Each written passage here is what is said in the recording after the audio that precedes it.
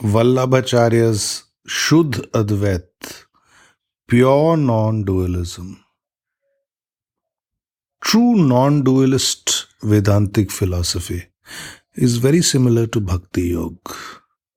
And in the modern age, nobody better than Rabindranath Tagore to express its core essence. He does not call his work as representative of either Shuddha Advaita or Bhakti Yoga, but in its very essence, in its very meaning, his poetry is the closest in the modern world to expressing its true meaning.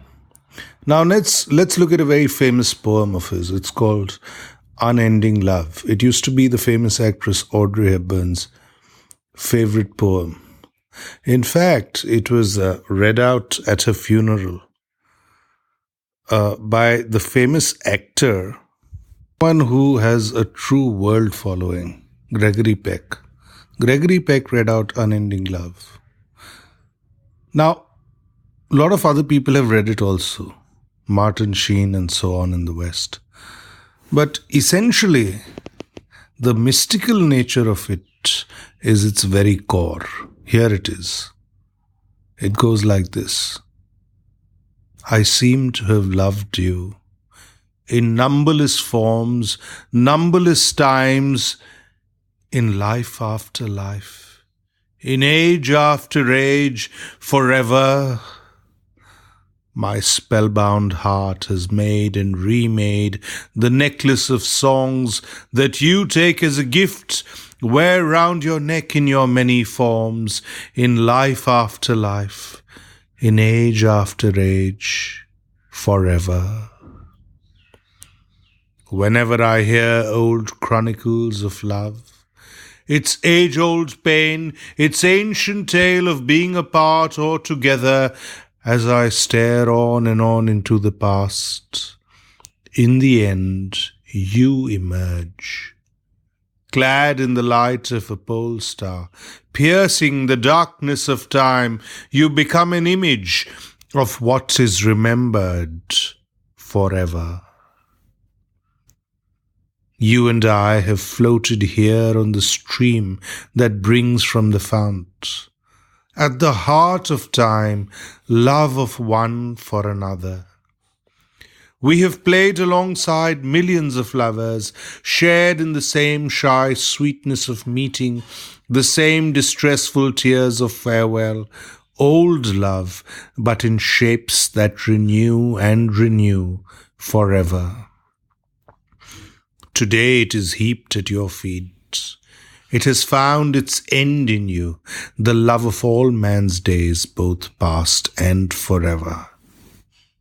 Universal joy, universal sorrow, universal life, the memories of all loves merging with this one love of ours, and the songs of every poet, past and forever. So that is the profound nature of Rabindranath's poetry.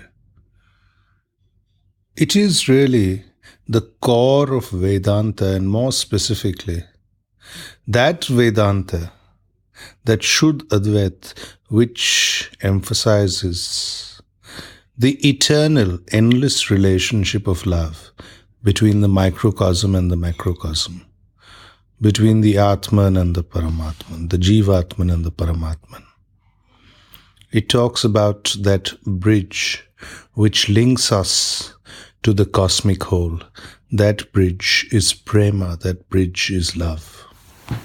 It is to go beyond the mind. It is to find that which is intrinsic in our being.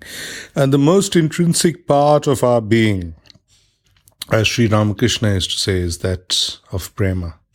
That is the very core of Vedantic essence when it comes to love. It means that we are the fastest means to become joined to our life source. The Paramatman is really our ability, our energy of love. It is tremendously powerful. There's no other more direct means. You see, Sri Ramakrishna lived a very interesting life. He used to constantly say that the pure Advait Vedantists used to lack in juice, used to lack in some sort of an essential energy which would take them more directly to God consciousness. And this is very interesting because he had an ultimate Advait Vedantist as one of his teachers. He had the great Totapuri himself. And Totapuri really, while teaching the relatively younger Ramakrishna, came to realize that Ramakrishna really took the very meaning of Samadhi into newer realms beyond Advait Vedanta. He took it to a more rooted consciousness of love, a pure consciousness. You see, our root consciousness is that of love, according to Bhakti Yoga. And it is how we nourish the roots which ultimately give us an idea about what kind of flowers will come, what kind of fruits will come on the plant, on the tree. If the roots are nourished, everything else comes well. So that is what love does. Showering it into our mind, into the deepest core of our mind, brings a fragrance, a tranquility, a calmness, a newer light of being. And that is the light of being which Vedanta talks about. It is non-intellectual. One of the most interesting aspects about Vedanta, but also its most limiting, is the sheer expansiveness of philosophical inquiry that it can trigger, that it can catalyze. But this is the very problem, because the moment you get into semantics, playing with philosophical jargon and so on, you can become caught up in those words and leave the essence of it aside. So Vedanta's greatest strength is also its greatest weakness. Vedanta's greatest strength is that it can be read, it can be studied perfectly as an academic philosophy. But that is also its greatest weakness, because it takes away its core mystical and spiritual essence. So a lot of people banding about with Vedanta, even the so-called people of Vedanta themselves, are really indulging in too much jargon. They're not getting to the pith of it, the meaning of it. Rabindranath Tagore gets into the meaning of it. He gets into the meaning of the Vedanta which Vivekananda was talking about. And there's this strange dichotomy in Bengali culture. A lot of people believe that somehow Vivekananda and Ramakrishna are juxtaposed against each other. But I am completely antithetical to this point of view. They are not at all. They are very original, they are very individual in their pursuits. But at the same time, the essential understanding of the core of truth stands as their compass, their moral compass, stands as their moral destination. They make no compromise on that. Each move towards that with their own particular expression, their own particular sense of being. So while Rabindranath is often more poetic, Vivekananda is often more analytical. But at the same time, there is a certain idea that at the end only truth matters, only the sheer beauty and vastness of truth matters. The approach may be a little different. And Rabindranath's approach is always that of love. It's always that of an opening into beauty. He describes the ultimate reality as being more and more beautiful the more we discover it. So Rabindranath really takes us from an unconsciousness to a higher consciousness. He takes us into that space which has in Vedanta been called the space of mukti, freedom. But that freedom comes through freedom from conditioned beliefs and philosophies about Vedanta itself. The first freedom is freedom from words, freedom from the philosophical jargon. Then only do you go into the right direction, the inner journey, the inward journey, which Vedanta essentially is.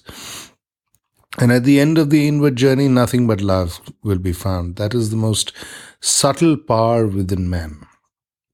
You see, love is something which cannot really be put hold of. You can't define love as a purely mental thing.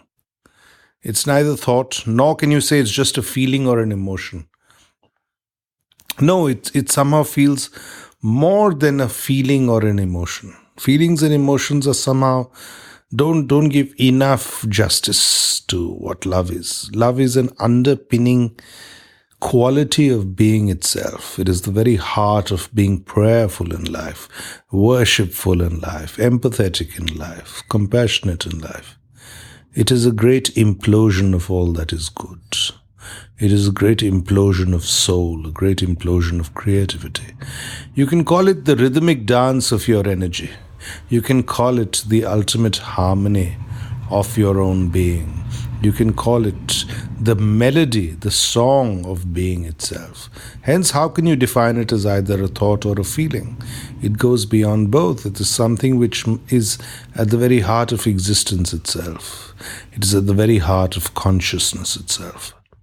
So really, when it comes to suddhadvaita, when it comes to vallabhacharya, when it comes to bhakti yoga, it is all about finding this harmony of love itself. They don't place that much of an emphasis on consciousness. You see, the consciousness texts would be the Avadut Gita, the Yog Vashisht, the Ashtavakra Gita, the kind of texts which Vivekananda would consider the ultimate. You see, the text of the Ashtavakra Gita, for example, was very famously utilized by Sri Ramakrishna for bringing Vivekananda out of this trance of non-belief. He is supposed to have given Vivekananda the Ashtavakra Gita to read, just a few sentences. And doing that, Vivekananda went deep into trance, deep into samadhi. It destroyed his ideas of what is real and what is unreal. Rabindranath, on the other hand, has a more Baul approach, has a more Sufi approach, has a more universal approach of love. And that quality is really the quality of the poet, where everything is alive with love. So the trees are alive with love, the rivers are alive with love, space itself is alive with love. There is nothing devoid of love. Love is the very summum bonum of existence. It is the very heart of the matter. It is the defining quality. It is the pith. It is the essence. And from that essence comes all. That is the endlessness of love. It means getting rooted in the abundance of life. And when you're rooted in the abundance of life, there's nothing else to think of. That is the ultimate mystic miracle. It is the ultimate mystic happening. So the beauty of Rabindranath Tagore's work is that he's completely without bias. He does not believe in being for one school and against another school of thought and so on. He has sidestepped the whole problem of religion, so to speak. He doesn't identify with a particular religion or a particular path and so on. His is the pathless path. His is the path of no path. His is the path of the bowels, where the sky is his temple. The river is the sacred water.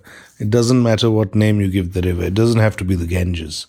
So every drop of water is representative of the universal ocean of being. The smallest blade of grass is representative of the largest galaxy. Everything is stardust. So you see, in Rabindranath's vision, it's almost like William Blake, where he saw infinity in the blade of grass. Or it's like Lao Tzu, be like a blade of grass. You see, in simplicity, you can find the ultimate contentment. You can find the ultimate immeasurable being. The inexpressible, the indefinable can all be found in the smallest. And in this poem, Unending Love, you'd find that he's talking about this endless journey between the lover and the loved, between the disciple and the master, between the Lord and the devotee, between the object of devotion and the devoted. It is an eternal love affair. And that is what the essence of Vedanta means. That is the ultimate journey, where one finds darkness disappeared, but really It is not so much a question of darkness and light. It is about bridging the small and the large. It is about finding a sense of surrender to the larger principle. So this sense of surrender is really the most natural way to join ourselves to that which we might call the endless, the immortal, and so on. Everything else is futile. Nothing else has as much meaning. Everything else is superstition. There is no need for any other jargon. There is no need for religious jargon. There is no need for philosophical jargon. The intoxication of love is enough. Find that. Through that you find your highest energy. Through that you find the nectar of being itself. Through that you find the quality of the stars shining bright within you. You see, in Bhakti Yoga, the entire universe shines within you, but it shines as the quality of love. Hence, welcome that, cherish it, understand it, nurture it. That is your highest potentiality. That is what makes you truly alive. Otherwise, you're just living a very dull life. True aliveness from the Bhakti Yoga point of view is really one where your anger is sublimated to love. Your sense of vengeance is sublimated to love. Everything else is sublimated in the sheer joy, the sheer bliss, the sheer luminosity of the loving feeling. It is like an orchestra where the central piece of the orchestra is love. Everything else, all the instruments revolve around that. If that essence is lost, everything is lost. The integrative glue, so to speak, of our being is love. An unending love. It is not like love begins and ends. It's not like it's yours or it's mine. It is part of existence itself. So the love which Rabindranath is talking about is part of existence itself. It is not an outcome of existence. It is the cause of existence itself. God is all love. And the easiest way to define God in this philosophy is all love. Everything else is a byproduct of that love. All are the bliss, all are the happiness, all are the material manifestation. The vastness of this universe, the galaxies, the stars, is a spontaneous outburst of that love. The search is therefore of relating to that which is the beloved, the object of affection, the object of the highest love. Relate to the highest with a feeling of lovingness. And to do that, you have to go to your innermost center of being. You have to become introverted. It is an introversial action. It is not about finding something on the outside. It is finding something which is deep hidden within yourself. So Rabindranath's vision was unique. You see, he's to find ecstasy in the outer world, in the world of nature. But when it came to relating, he's to find that ecstasy within the beauty in being itself. He used to call it the ashesh, the endless, the unending. That ability to feel unending within you is the essence of Vedanta. It is the pinnacle of samadhi. It is the pinnacle of all of the journey unto enlightenment. So the ultimate energy, if you feel, is residing within you, you feel automatically confident. If you feel that the ultimate energy resides within you as love, you automatically find a fulfillment in life. There's no need to look on the outside. If you feel a lack of love within you, then you feel a lack of everything in life. You're not receptive. You are frustrated. You see, consistency in life is, for the person of Vedanta, a consistency of the feeling of love. The moment that feeling of love disappears, everything else becomes meaningless. Everything else becomes desert-like. To keep your life consistently on an onward movement toward love, be like that river which is moving towards the ocean, no matter what circumstances come, no matter how the topography changes, the river continues its movement toward the ocean. And ultimately, when it meets the ocean, it finds its fulfillment. Now, it doesn't matter, it could be a mountain stream, but even the waters of the mountain stream can reach the ocean ultimately. It just might be a river brook, a small little river, but ultimately, those rivers of that brook will join with a larger river. Together, they will make the journey unto the ocean.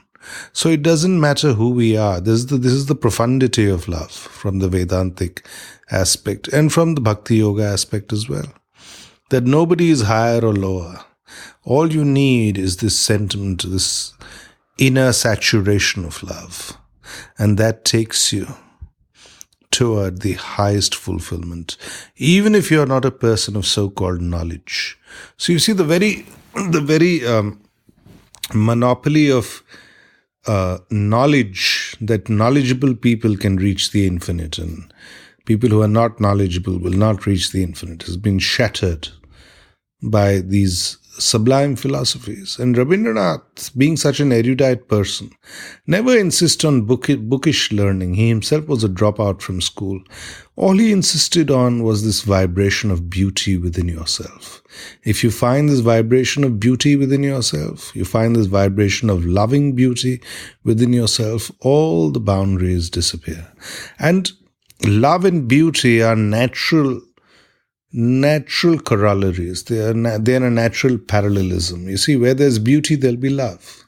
Where there's no feeling of beauty, there won't be love. And where there's love, automatically a feeling of being beautiful arises. Everything else starts looking beautiful. So this is why all the love poetry in the world has been about describing beauty. So people, lovers, young lovers, when they're in love, everything looks beautiful around them. The birds, the beasts, the trees, the flowers, everything starts looking more and more beautiful. So beauty and love are in this constant love affair, much like the devotee and the object of devotion are in a love affair. So Rabindranath's way is the way of beauty and love together. It's not just of beauty. He says beauty is truth, truth is beauty, but he misses out talking about love there. He doesn't need to, actually, because love is implied when he talks about beauty itself.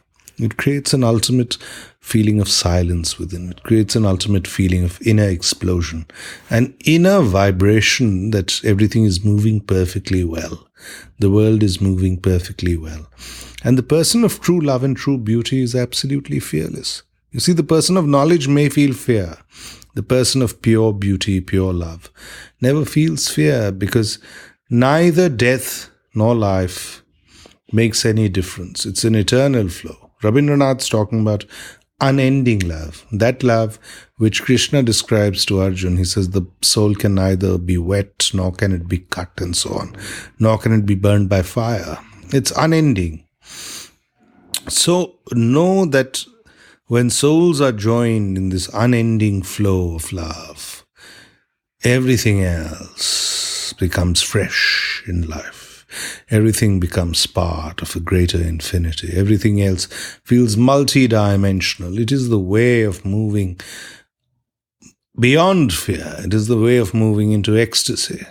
It is a way of moving into courage. It is a way of moving into the great ability to take a risk in life. You see, the greatest risk in life is becoming ecstatic with love. Sri Ramakrishna used to say this a lot. He used to say, people talk about life and, being in a comfort zone.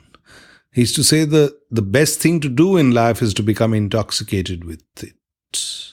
Take that risk. If you take that risk, people keep blaming the madman, but it's better to be mad and take the risk. And ultimate madness is what? Ultimate madness is the madness of love. That is the madness which Tagore is implying, and that which Ramakrishna talks about. It's about feeling ecstasy in life. Through ecstasy, transformation. Through ecstasy, peace.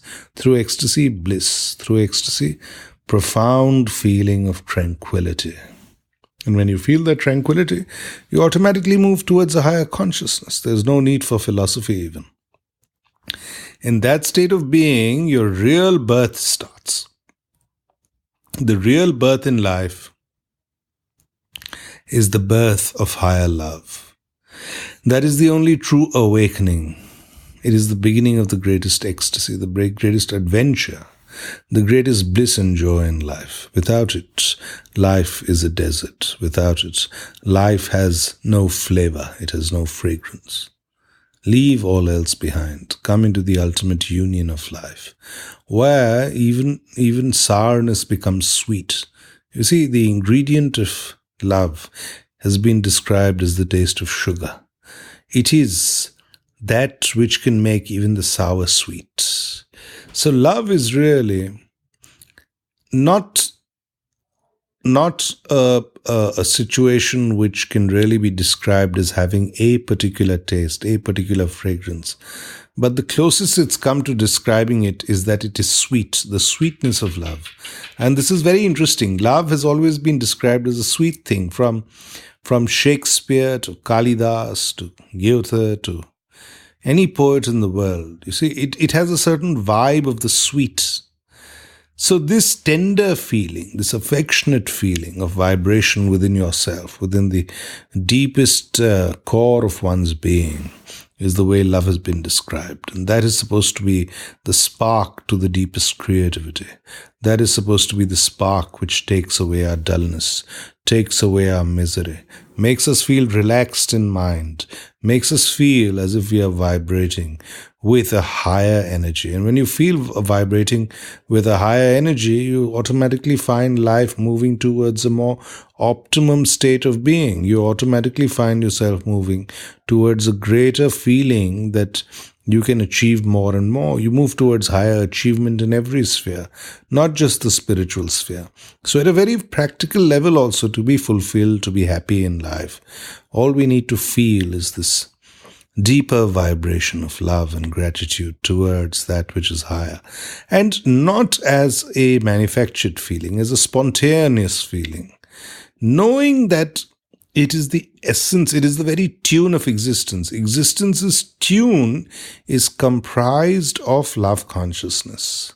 So if you're to sing the song of life with ease, get in tune with this love consciousness and be spontaneous.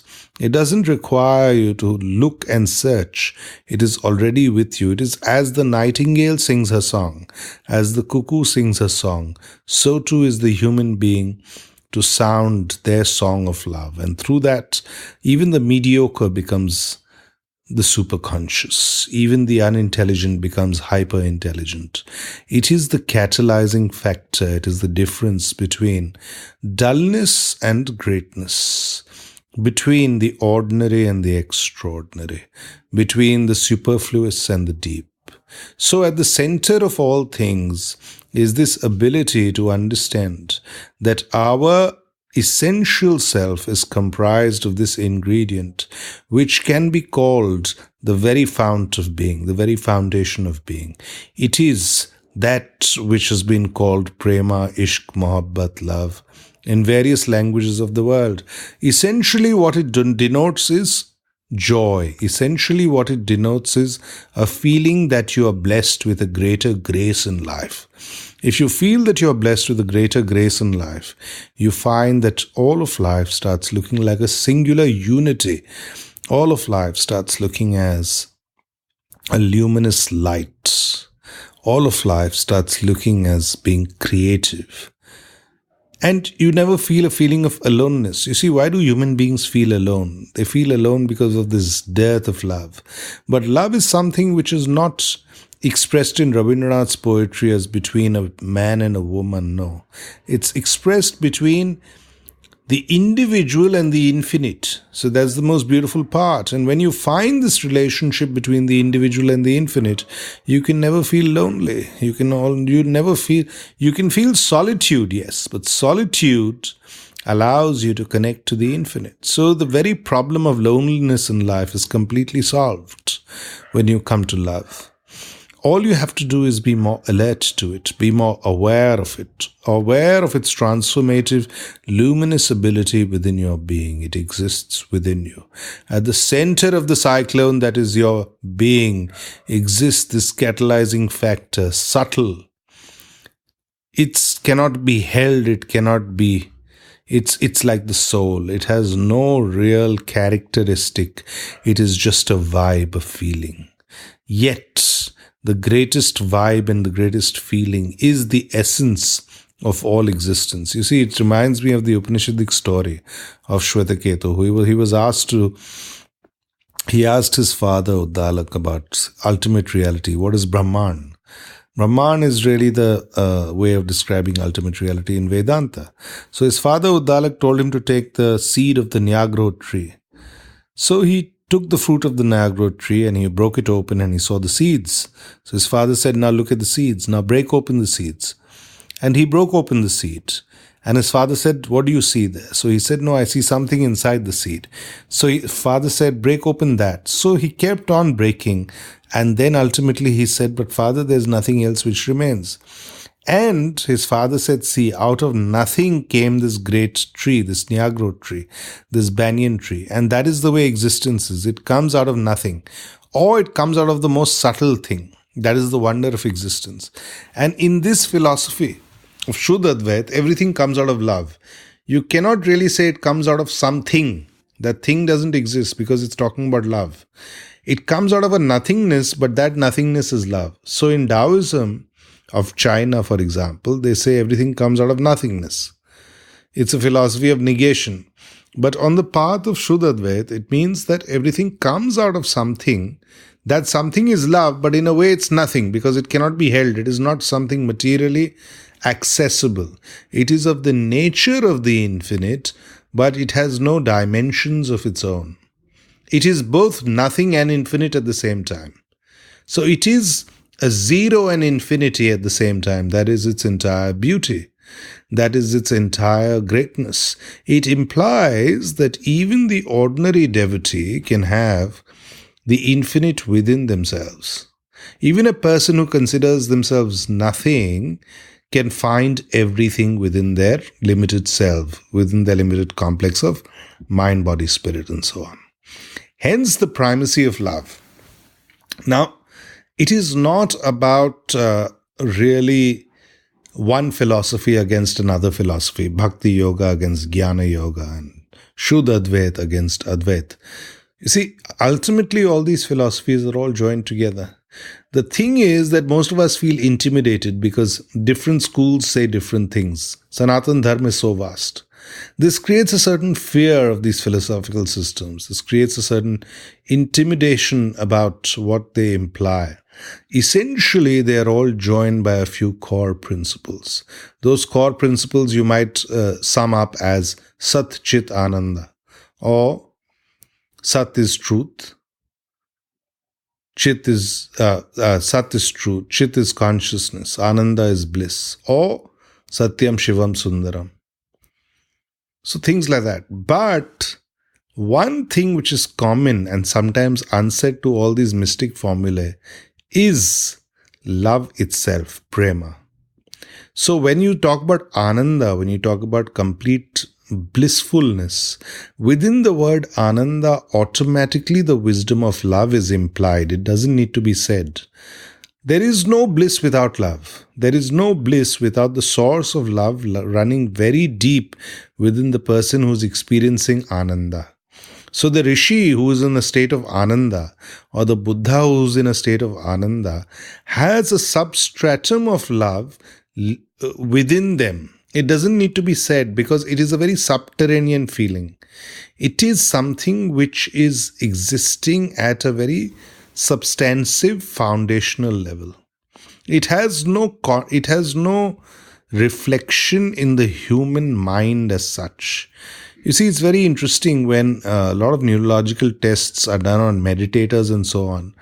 You can measure on these machines, you can measure the alpha waves and so on. So a feeling of tranquility and peacefulness, or you might say ananda, can be measured on the brain waves. But the feeling of love cannot be measured because it is more subtle. So the idea of love is the most subtle. It cannot be measured, but eventually it is that which brings you true clarity. It is that which brings you to true awareness. It is that which creates the light of life itself within the core of your being. Without it, the deepest layers of our being are completely devoid of anything. You see, so love can penetrate where other light cannot penetrate. So it exists in the most quantum form within us, which is why essentially it is the one philosophy which joins all religions. So the problem with religions is that they're all saying different things seemingly. But when you examine them through the lens of love, then they all say the same thing. That is the beauty of it, and that is the defining organic unity of all world religions. And in a way, Rabindranath Tagore is very intelligent because he never identifies himself with a particular religion. That way he becomes more and more universal. That way he becomes more universally relevant. That way the poet is more universal than the person of religion. So, for example, a William Shakespeare can be made as, his plays can be made as a film in Japanese by Akira Kurosawa. His plays are being enacted all over the world in different languages, even after so many centuries, without getting identified with a particular parochial narrow-mindedness or a racial narrow-mindedness and so on. Similarly, Rabindranath Tagore's poetry, Rabindranath's thousands of songs, have a new energy every time you read them. They have a new energy every time they're heard. They rejuvenate the most intrinsic feelings of love and beauty, which are hidden deep within man. They're the most intrinsic vibration that man can feel. That's why they're so universally relevant. They resonate within the rishis, the buddhas, the tirthankaras, the Sikh gurus, all sorts of traditions, all sorts of the realized people. He touches upon the essential sacred quality which they all share. The very feeling of meditation, the meditativeness, is through the vibe of love. So meditative paths may differ on different paths. For example, in Jainism, you might have the Kayotsarga meditation. In Buddhism, you might have the Anupanasati meditation, the Vipassana, and so on. In Indian traditions, of course, the various yogic paths. But essentially, the pinnacle of meditation is a state where the meditator reaches not just a state of bliss, but his heart-mind open up into a great compassion, a great love, a great feeling of empathy for all things. And in that is implied the feeling of the bodhisattvas, the feeling of the rishis, that of universal love, universal joy, universal peace. Om Shanti Shanti Shanti. The Shanti mantra itself of the Vedanta, ultimate peacefulness, itself carries a vibe of love. So there cannot be true peace without love, which is why so many so-called peace initiatives in the world fail, because they're devoid of love. So those are compromises. People are saying not to fight and so on. But unless this intrinsic quality of love and mutual respect grows between people, there will be separations between man and man. Unless together we can celebrate this energy, this flow, this ripple of infinite energy which is available to all of us, we'll never feel the tremendous grace and dignity of unifying ourselves in spirit. And unifying ourselves in spirit is the only answer, ultimately, to world problems. It is the only way not only to make individual tensions disappear, but tensions between people and people to disappear. It is the only way to bridge the consciousness of people. And that is the only work truly worth doing. That is the most subtle work, yet it is the most practically courageous work. If at all we are to live on this earth with a feeling of completeness, fulfillment, we have to go deep into the profound work of people like Rabindranath Tagore. Let that core of lovingness, of universal lovingness which he represents, penetrate deep into our hearts and minds. That's the great part about Rabindranath Tagore. He can appeal as much to the Hindu as he can to the Buddhist, as he can to the Jain, as he can to the Christian, and so on. because he doesn't identify himself with any one of these, but in a way voices the consciousness of each of these. So he voices the consciousness of the rishis, he voices the consciousness of the tirthankaras, he voices the consciousness of the buddhas, he voices the consciousness of the gurus, he voices the consciousness of the alchemists, he voices the consciousness of the Christ, the Krishnas, and whoever. So this is the beauty of Rabindranath Tagore. In a way, he teaches us that we can live together without asserting our so-called differences. So his poetry is never partisan. He doesn't talk about particular schools of thought, even in his essays. He talks about that essential religion which has no name. And that essential religion is the very core, or that's the religion of love. That is, he's a proponent of the religion of beauty and love. And ultimately, that is what Vedanta is.